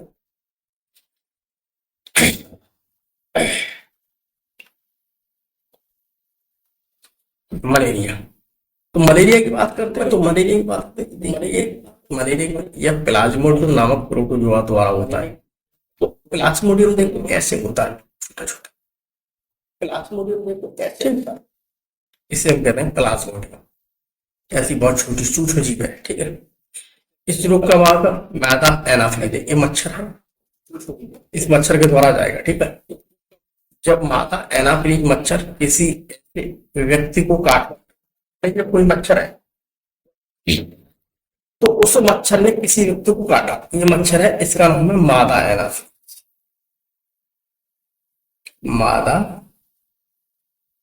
एनाफिलीज, ठीक है। इस मच्छर ने इस व्यक्ति को काटा, तो जैसे इस व्यक्ति को काटेगा तैसे ये इसका, अब ये कहां पहुंच गया, इसका असर इस खून में, रक्त में, रक्त के माध्यम से कहां पहुंच जाएगा, लिवर में, ठीक है। और जैसे ये लिवर में पहुंचेगा, लिवर से देखिए यहाँ पर विभिन्न प्रकार के, देखिए आगे क्रिया करते करते करते करते ये ऊपर आ जाएगा और ये क्या करेगा, विभिन्न प्रकार के रोग करता रहेगा, ठीक है। तो देखो मादा एनाफिलीज मच्छर किसी ऐसे व्यक्ति को काटती है जो पहले से ही मलेरिया से पीड़ित है, ठीक है। तो यह प्लाज्मोडियम उस मच्छर के शरीर में पहुंच जाता है और जब किसी स्वस्थ व्यक्ति को काटता है तो उसके शरीर में यह सूक्ष्म जीव पहुंच जाता है। तो मान लीजिए किसी को काट लिया ये कोई रोगी व्यक्ति है, इसे मच्छर ने काटा, तो अब मच्छर के द्वारा अब ये कोई स्वस्थ व्यक्ति है, तो मान लीजिए स्वस्थ व्यक्ति है, कोई स्वस्थ व्यक्ति बन जाएगा। ठीक इसी प्रकार से इसका ट्रांसमिशन होता रहता है, जिसकी वजह से मलेरिया रोग बढ़ता रहता है। देखिए सूक्ष्म जीवों द्वारा पादपों में होने वाले, उसके अलावा विभिन्न प्रकार के जो पेड़ हैं, जैसे गेहूं के काला के रोग है, ठीक, ये भी सूक्ष्म जीवों के द्वारा होने वाला होगा, ठीक है। उसके अलावा देखिए गेहूं का घेरू रोग है, गेहूं का घेरू, ये भी कवक द्वारा होने वाला रोग है। उसके अलावा देखिए गेहूं का कंटुआ रोग है, कंटुआ रोग, ये भी कवक द्वारा होने वाला रोग है। विषाणु जनित कंटुआ रोग, ये भी कवक द्वारा होगा। विषाणु से होने वाले जैसे लीफ कर्ल ऑफ कुकुरबिट्स, तो हमें कद्दू को अक्सर मैंने देखा है, कद्दू देखा, कद्दू कद्दू की जो वेल होती है, और उसकी पत्तियों को देखिए तो उसकी पत्तियों पर रोग लग जाता है, जिसकी वजह से पत्तियां क्या होती हैं, कर्ल हो जाती है, कर्ल का तरफ मुड़ जाती है, सिकुड़ सी जाए, ठीक है, सिकुड़ सी गई, इसे कहते हैं लीफ कर्ल ऑफ कुकुरबिट्स, लौकी का, ठीक है। गेहूं की काला किट्टे के बारे में देखो अभी मैंने बताया, फिर आ गया सिकुड़ सी जाए, काला किट्टो पक्षी नामक कवक द्वारा होता है, इसे कहते हैं लीफ का संक्रमण के तरीके, ठीक है। गेहूं की काला किट्टे के बाद संक्रमण के तरीके, ऐसे रोग काला किट्टो पक्षी जो रोगी व्यक्ति से स्वस्थ व्यक्ति में वायु, जल या भोजन अथवा व्यक्तिगत संक्रमण के तरीके संपर्क द्वारा फैलते संक्रामक रोग यानी छूत की बीमारी कहलाते हैं। जैसे मान लीजिए कि ये कोई व्यक्ति है, ये रोग रोगी व्यक्ति से स्वस्थ व्यक्ति में वायु, जल या भोजन, ठीक है, संपर्क, ये कोई व्यक्ति है, ठीक है। अब इसे बीमारी है कोविड की, इसे कोविड की बीमारी है, या कैसे मलेरिया की, या उसे और भी बहुत सारी चीजों की से बीमारी है। तो ये जहां कहीं भी सांस लेगा, हवा छोड़ेगा अपने मुंह से, ठीक है, तो वो चीज किसी एक ऐसा व्यक्ति है जो बिल्कुल स्वस्थ व्यक्ति है, स्वस्थ व्यक्ति, तो जैसे हवा छोड़ेगा ये इसके आसपास है, तो इसके सारे बैक्टीरिया, इसके सारे वायरस बैक्टीरिया इसके शरीर में आ जाएंगे। जैसे ये उड़ रहा है, उड़ते हुए क्या होगा, इसके शरीर में है, तो इसे कहते हैं छूत की बीमारी, वायु द्वारा संक्रमण है। कोई सर्दी, जुकाम या इन्फ्लुएंजा से संक्रामक व्यक्ति जब छींकता है तो उसकी छींक के साथ बहुत सारी पानी जैसे, ठीक है, बहुत सारी पानी जैसे द्रव की बूंदें वायु में फैल जाती है। जैसे मान लीजिए कोई ये व्यक्ति है, जैसे ये व्यक्ति है, ये है बीमारी से पीड़ित, बीमारी, इसे है बीमारी, इसे है बीमारी, ठीक है। इन्फ्लुएंजा, इसे जुकाम हो सकता है, इन्फ्लुएंजा हो सकता है, और तो ये कहीं पर भी जहां छींक देगा, छींक देगा, ठीक है, जैसे ही छींकेगा तो छींक के साथ में पानी जैसे में निकलती है, और ये व्यक्ति है सही, स्वस्थ, जैसे ये छींकेगा, जैसे इसके संपर्क में आएगा और ये सांस लेगा, तो ये पानी का बूंद इसके शरीर में चली जाएगा और ये बढ़ जाएगा, तो जैसे ही कोई स्वस्थ व्यक्ति उस वायु के संपर्क में आता है तो वह भी संक्रामक हो जाता है, अर्थात उनके लक्षण, ये सही व्यक्ति है तो इसके संपर्क में आएगा, ये भी बीमार हो जाएगा, ठीक, दूषित जल संपर्क में आएगा, ये भी बीमार हो जाएगा, ठीक। दूषित जल द्वारा संक्रमण, जब कोई व्यक्ति जाने या अनजाने में दूषित जल पी लेता तो है, मान लीजिए बहुत गंदा संदा पानी है, आदमी ने इतना जांचा नहीं समझा नहीं, तो अगर उसने किसी प्रकार से कोई दूषित जल पानी पी लिया तो ये निश्चित रूप से क्या पड़ जाएगा, बीमार, क्योंकि पानी में क्या है, सूक्ष्म जीव, पानी के अंदर क्या होता है, सूक्ष्म, इसकी जरूरत में पड़ जाएगा। मिट्टी द्वारा होने वाले संक्रमण, बहुत सारे बच्चों को देखा है हमने कि बच्चे जाते हैं मिट्टी में खेलते रहते हैं, ये देखो मिट्टी में बहुत सारे पेड़ है, बच्चे गाजर है या बैंगन है या सलजम है या मूली है, बच्चे मिट्टी में खेलते रहते हैं, मिट्टी बिना किसी चीज को साफ किए, साफ भी नहीं की सब्जियों को वो ऐसे ही खा लेते हैं, तो वो पड़ जाते हैं बीमार, ठीक है। तो मिट्टी में बहुत सारे क्या होते हैं, संक्रमण होते हैं, वो संक्रमण उनके हाथों के द्वारा पहुंच जाएंगे, साफ नहीं करेंगे हाथ तो साफ पहुंच जाएंगे, मिट्टी मुंह में छुएंगे। तो प्रोटोजोआ की कई जातियां जो मिट्टी में पाई जाती हैं, तो हाँ उगने वाली जो सब्जियों के साथ मनुष्य तक पहुंच जाती है और संक्रमित हो जाती, मान लीजिए उसने मूली को साफ नहीं किया अच्छे पानी से, खा लिया तो बीमार पड़ जाएगा। गाजर को खा लिया बिना धुले बीमार, तो अच्छी तरह से बस साफ पानी से बड़ा अच्छी ढंग से हमें उसे साफ करना है, उसके बाद हमें किसी चीज को खाना है। मिट्टी में हमारे हाथ रहते हैं तो हमें हाथों को अच्छी तरह से साबुन से क्या करना है, साफ करना है। हम जितनी बार अच्छी तरह से अपने साबुन से अपने हाथों को साफ करेंगे उतनी बीमारियों से हम क्या रहेंगे, दूर। जब बच्चे इस गंदी मिट्टी में खेलते हैं तो उन्हें संक्रमण हो जाता है और वो बीमार पड़ जाते हैं। भाई हाथ साफ नहीं करेंगे तो बीमार पड़ती है। रोग और सुरक्षा, देखिए संक्रमणीय रोग के फैलने के लिए किसी माध्यम की आवश्यकता है। जैसे मान लीजिए मक्खी है या कोई मच्छर है, तो ये इसको बीमार जब करेंगे जब पहले किसी को काट के आएगा। तो जब कोई बीमार व्यक्ति है पहले किसी को, और इस मच्छर ने इसे काटा, अब इसे काटने के बाद अब ये इसे स्वस्थ हो काटेगा तो इसे बीमार पड़ेगा। ठीक, तो हम यहाँ पर कह सकते हैं ये एक माध्यम बन जाता है बीमारी फैलाने।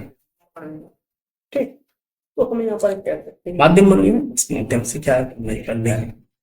तो संक्रमण रोग है किसी माध्यम की आवश्यकता पड़ती है, तो किस माध्यम की आवश्यकता पड़ती है। यदि हम माध्यम को रोगाणुओं से मुक्त कर दें, अगर ये माध्यम ही ऐसा होगा, ये नहीं होगा, मान लीजिए कि मच्छर को मारने वाली चीज होगी, मच्छर ही को मारो, मच्छर मर जाएगा तो भाई बीमारी नहीं होगी, जब वो बीमारी हुई ना उसी को मार पाओ।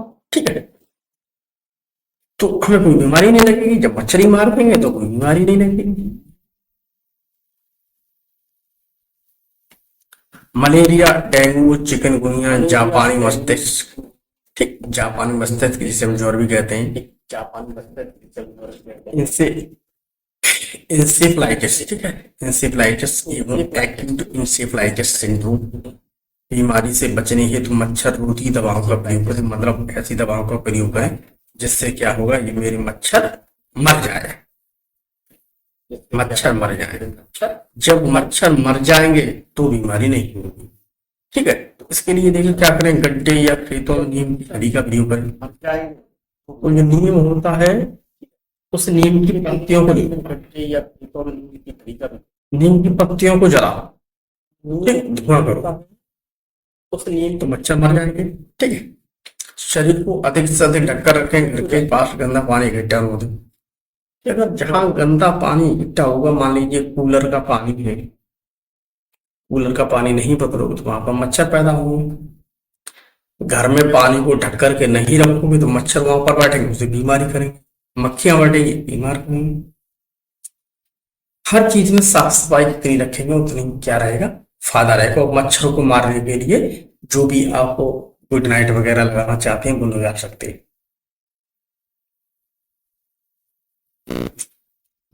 उसके अलावा देखिए शुद्ध जल का प्रयोग करके रोग, जैसे मच्छर से बचा, मान लीजिए कि अगर गंदा पानी पिएंगे तो हम बीमार हो जाएंगे।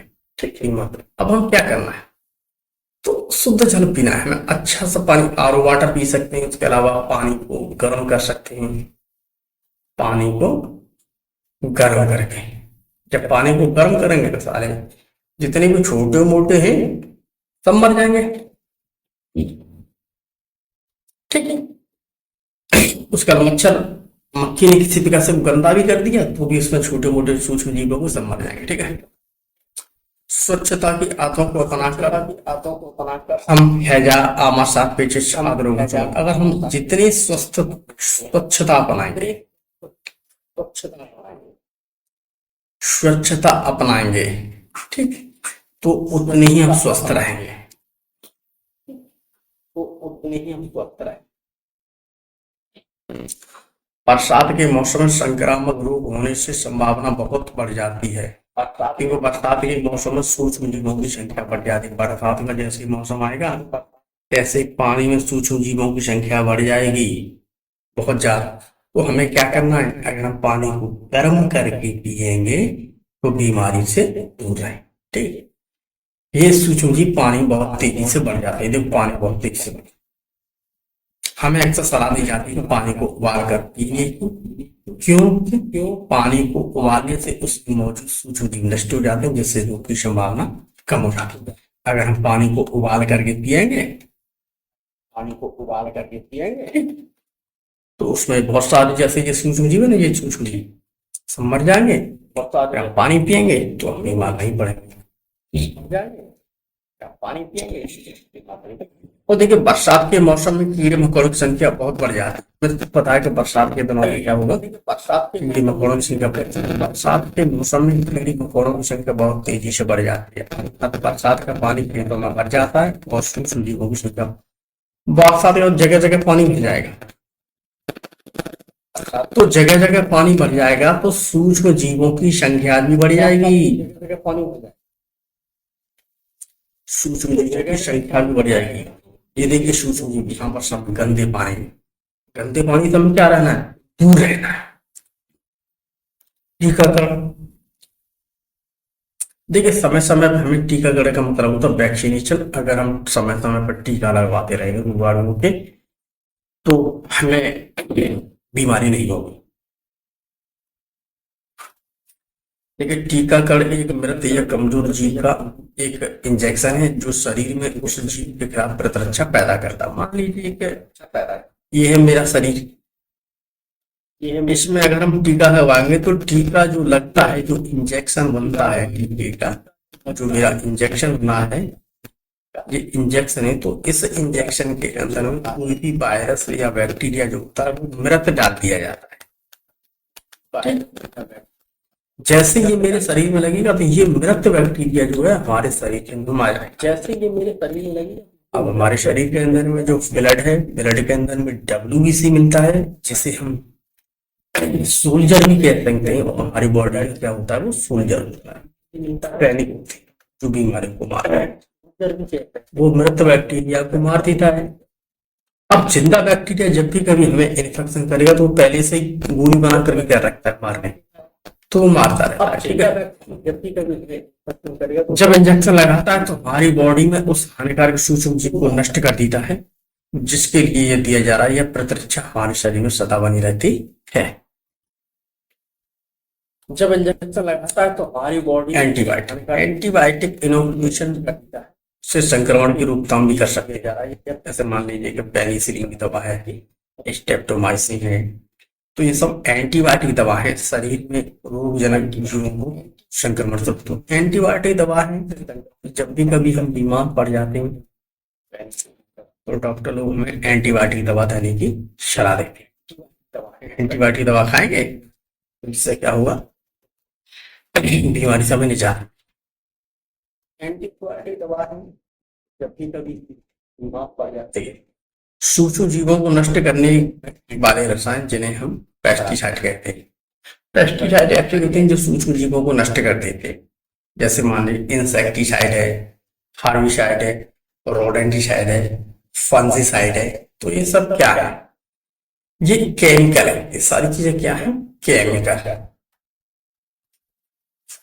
इंसेक्टिसाइड डालेंगे तो उससे छोटे छोटे कीड़े मर जाएंगे, हर्बिसाइड डालेंगे तो छोटे छोटे हर्बिसाइड से मर जाएंगे, रोडेंटिसाइड से चूहे फूहे वगैरह ये दूर रहेंगे, फंजीसाइड से मेरी फंजाई मर जाएगी, ठीक है। तो देखिए ये रसायन है, इन रसायनों का अत्यधिक मात्रा में प्रयोग से बहुत सारी समस्याएं उत्पन्न हो रही हैं, क्योंकि ये बहुत ही विषैले पदार्थ हैं जो धीमे धीमे धीमे हमारे शरीर में किसी न किसी माध्यम से पहुंच ही जाते हैं, जिससे तरह तरह के रोग उत्पन्न हो जाते हैं। मान लीजिए कि इसमें अगर हम इसी प्रकार से केमिकल की दवा डालते रहे खेतों में तो हम यहाँ पर ये कह सकते हैं ये जो केमिकल वाली दवा है, ये जैसे जैसे हम खेतों में डालते हैं, केमिकल डालते हैं कीड़े मकोड़ों को मारने के लिए, रोगाणुओं को मारने के लिए, सूक्ष्म जीवों को मारने के लिए, तो इनका असर इन पेड़ों के अंदर आ जाता है दवाओं। फिर हम इन पेड़ों को खाते हैं या जानवर खाता है तो उसके शरीर में जाता। मान लीजिए भैंस ने खाया तो भैंस के शरीर में पहुंच गई, भैंस का हम दूध पी रहे तो हमारे शरीर में आ रहा। उसके अलावा हम इसके खेत में जा रहे हैं, घूमने जा रहे हैं, या खेत का और भी काम कर रहे हैं, या हम इस सब्जियों को खा रहे हैं तो हमारे शरीर में आ रहे हैं, ठीक है। तो हम केमिकल जितना प्रयोग करेंगे अपने खेतों में, वो केमिकल हमारे ही शरीर के अंदर में पहुंच जाएगा, कैसे जैसे मात्रा, जिससे हमें भविष्य में विभिन्न प्रकार की बीमारी की संभावना बनी रहती है। एड्स एड्स की अगर हम बात करते हैं एड्स की, तो इसको देखिए, हम एड्स लिखा है AIDS, एक्वायर्ड इम्यूनो, ये देखो सब लिखा है एक्वायर्ड। एक्वायर्ड का मतलब होता है अपनाना, एक्वायर्ड का मतलब होता है ये रोग हमें जन्म से नहीं मिला है, हमने बाद में किसी गलत खान पान, हमें किसी बात में गलत आदत की वजह से नहीं लग चुका है, ठीक है। इम्यूनो डेफिशिएंसी, जो हमारी इम्यून सिस्टम जो होता है, उस इम्यून सिस्टम में क्या कर देता है, कमी।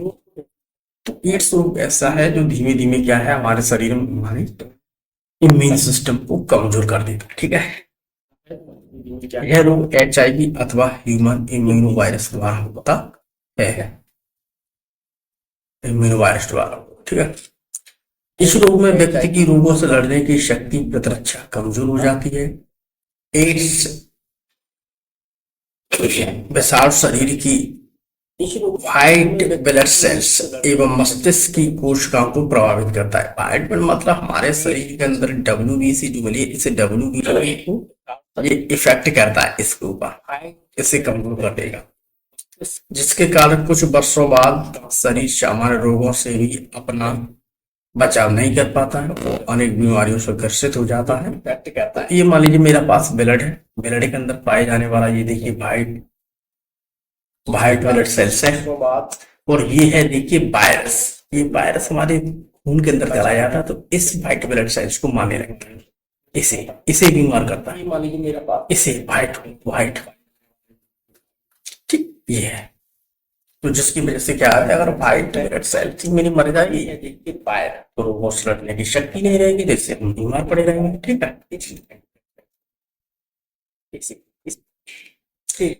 एड्स के देखिए कौन से लक्षण, जैसे भूख न लगना, वजन में कमी, ज्वर, त्वचा पर दर्द, थकावट, रोग से लड़ने की क्षमता में कमी, ठीक है। रोगी में निमोनिया तथा कैंसर ज्यादा होता, तो ऐसे रोगों में देखिए निमोनिया या कैंसर की रोग ज्यादा होता, ठीक है। तो ये देखिए ये है आपका वायरस, एड्स के देखिए वायरस, ये इस व्हाइट ब्लड को मारेगा, इसे कहते हैं क्या, श्वेत रक्त कणिका, श्वेत रक्त कैंसर कणिका, इन्हें मारता है, ठीक, इन्हें मारता रहेगा, शरीर कमजोर होता, ठीक है।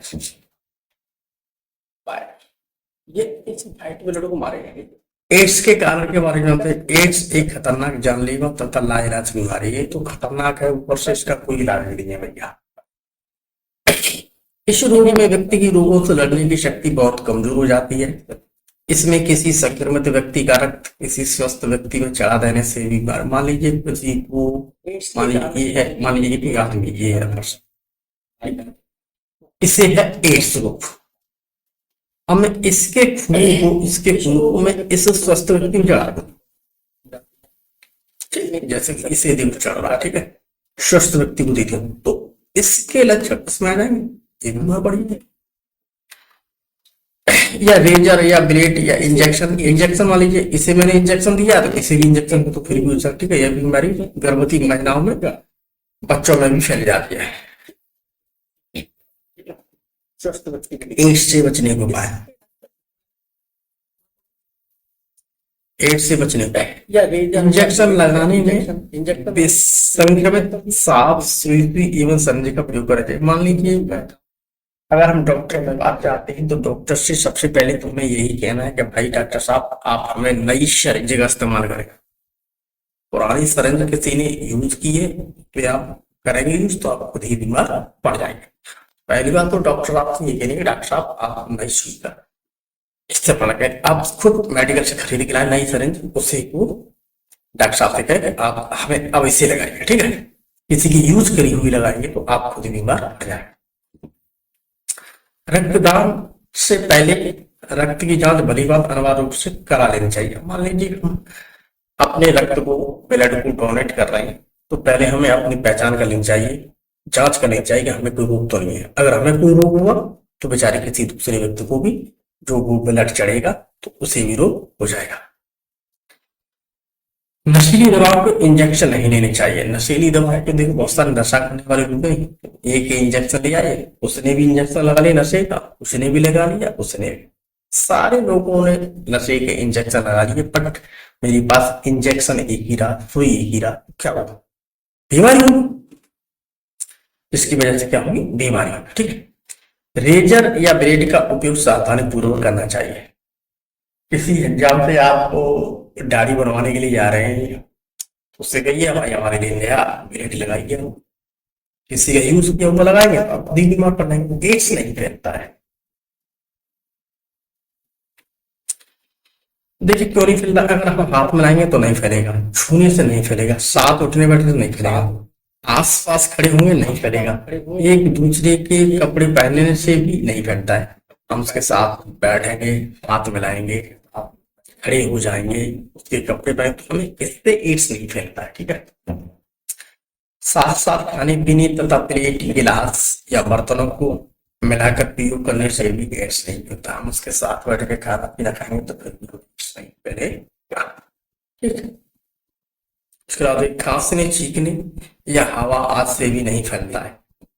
कीट पतंगों के काटने जैसे कि मच्छर, मच्छी, जंतु से भी नहीं फैलता है। अब हम कुछ प्रश्न देखते हैं, हमारे अध्याय के कुछ प्रश्न हैं, उन प्रश्नों को हम यहाँ पर देखेंगे।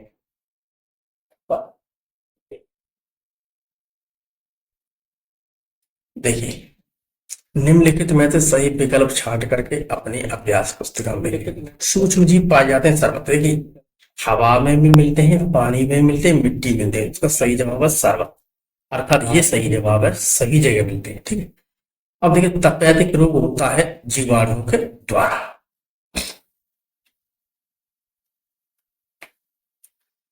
देखिए, चना मटर की जड़ों की गांठों में पाए जाने वाला जीवाणु क्या होता है? राइजोबियम।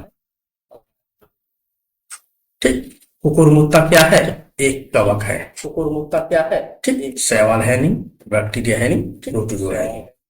पेचिस रोग होता है एंटामीबा हिस्टोलिटिका से। पेचिस रोग होता है एंटामीबा हिस्टोलिटिका। आगे अगला प्रश्न देखिए प्यारे बच्चों, रिक्त स्थानों की पूर्ति कीजिए। आगे रिक्त स्थानों की पूर्ति। सूक्ष्म जीव को देखने के लिए हमें किसकी जरूरत पड़ती है? सूक्ष्मदर्शी। ठीक है। जीवाणुओं द्वारा नींबू की जरूरत पड़ती है के पौधों में। ठीक है। नींबू के पौधों में सिट्रस कैंकर नामक रोग होता है। प्रथम प्रतिजैविक दवा क्या थी? पेनिसिलिन थी। डेंगू की बात करते हैं, एडिज इजिप्टाइड टाइगर मच्छर के काटने से होता है। हैजा रोग दूषित जल से फैलता है। राइजोबियम जीवाणु नाइट्रोजन का स्थिरीकरण करते हैं। हैजा रोग दूषित जल। सही और गलत के बारे में थोड़ा हम और देख लेते हैं। सभी सूक्ष्म जीव हानिकारक होते नहीं, बहुत सारे फायदेमंद भी करती भी। विषाणु जनित रोगों के उपचार में प्रतिजैविक दवाओं का प्रयोग किया जाता है? नहीं। अगर किसी को विषाणु का रोग लगा है तो वहां पर एंटीबायोटिक दवा जो है असर नहीं करती है। ठीक। एंटीबायोटिक दवा असर जब करती है जब किसी व्यक्ति को जीवाणु में संकट हुआ हो। विषाणु में एंटीबायोटिक दवा हमारी कारगर नहीं है। मोरकेला नामक कवक का उपयोग भोजन के रूप में किया जाता? बिल्कुल सही बात है। पोलियो का टीका ड्रॉप के रूप में पिलाया जाता है। 5 साल से छोटे जो बच्चे होते हैं उसे घर घर जा करके हमारी आशा या नर्सें क्या करती हैं? वो जिंदगी प्रचार चला बहुत दिनों पहले, दो बूंद करके उन्हें पिलाया जाता है। चेचक एक संक्रमण रोग है। सही बात है, संक्रमण रोग है। मिलान कीजिए और हमारे बच्चे बना के देखिए। मलेरिया की बात करें तो मलेरिया की अगर हम बात करते हैं तो एक प्लाज्मोडियम के द्वारा फैलता है, और जो प्लाज्मोडियम है वो क्या है? एक प्रोटोजुआ में आने वाला है। प्लाज्मोडियम एक विषाणु के द्वारा होने वाला रोग है। टाइफाइड, टाइफाइड की बात करते हैं तो टाइफाइड जीवाणु के द्वारा होने वाला। दांत क्या है? कवक से होने वाला रोग। टाइफाइड की बात करते हैं। सूक्ष्म जीवों का आर्थिक महत्व बताइए। दांत क्या है? कवक से होने वाला सूक्ष्म जीवों का आर्थिक महत्व बताइए। आर्थिक महत्व, ठीक है। जैसे ईस्ट, सूक्ष्म जीवों का आर्थिक महत्व, ईस्ट का उपयोग हम पनीर में, सिरका, ब्रेड आदि का निर्माण करने में करते हैं, ठीक है। जीवाणुओं का उपयोग दुग्ध उत्पादन में करते हैं, ठीक। जीवाणु का मतलब क्या है? दूध से दही बना सकते हैं, ठीक। पनीर, सिरका में भी करते हैं, तंबाकू उद्योग में भी, चमड़े उद्योग में। प्रतिजैविक दवाएं बनाने में किसका प्रयोग किया जाता है? पेनिसिलिन फूल का, ठीक है। स्ट्रेप्टोमाइसिन जीवाणु, क्लोरिन बैक्टीरिया का। ये सिर्फ ये है क्या? पेनिसिलिन। ये क्या है? आपकी एंटीबायोटिक दवा। चमड़े उद्योग में प्रतिजैविक दवाएं बनाने में एंटीबायोटिक दवा इनसे बनाई जाती है। सूक्ष्म जीवों का बहुत महत्व है। Streptomycin, chlorine. अब देखिए प्रतिजैविक दवाएं किसे कहते हैं, इनका उपयोग क्या है? देखिए प्रतिजैविक दवाएं, प्रतिजैविक का मतलब होता है एंटीबॉडी दवाएं। तो देखिए प्रतिजैविक दवाएं वे दवाएं होती हैं जो रोग फैलाने वाले जीवाणुओं के प्रतिरोध में प्रयुक्त होती हैं और शरीर में पहुंचते ही इन रोगाणुओं को नष्ट कर देती हैं, ठीक है। प्रतिजैविक दवाओं का उपयोग सूक्ष्म जीवों से होने वाले अनेक रोग, जैसे मान लीजिए टीबी है, जैसे हैजा है, जैसे कि टाइफाइड है, जैसे कि निमोनिया है आदि के उपचार में करते हैं। जैसे मान लीजिए टीबी हो गया है, हैजा हो गया, टाइफाइड हो गया, निमोनिया, तो यहाँ पर हम एंटीबायोटिक दवाई देते हैं, क्योंकि यह सारी की सारी बीमारी क्या है? जीवाणुओं के द्वारा होने वाली है। जीवाणुओं के क्या है? वैसे देते हैं। टीकाकरण किसे कहते हैं? टीकाकरण किसे कहते हैं? शरीर की प्रतिरोधक क्षमता बढ़ाने के लिए बहुत थोड़ी सी मात्रा में किसी रोगाणुओं को सुई, इंजेक्शन द्वारा अथवा ड्रॉप के रूप में शरीर में पहुंचाना प्रतिरक्षण या टीकाकरण कहलाता है। जैसे चेचक, क्षय रोग, हेपेटाइटिस, पोलियो रोगों को टीकाकरण द्वारा रोका जा सकता है। टीकाकरण द्वारा रोका जा सकता है। टीकाकरण द्वारा रोका जा सकता है। सूक्ष्म जीवों से होने वाली बीमारी तथा उनके बचाव के तरीके।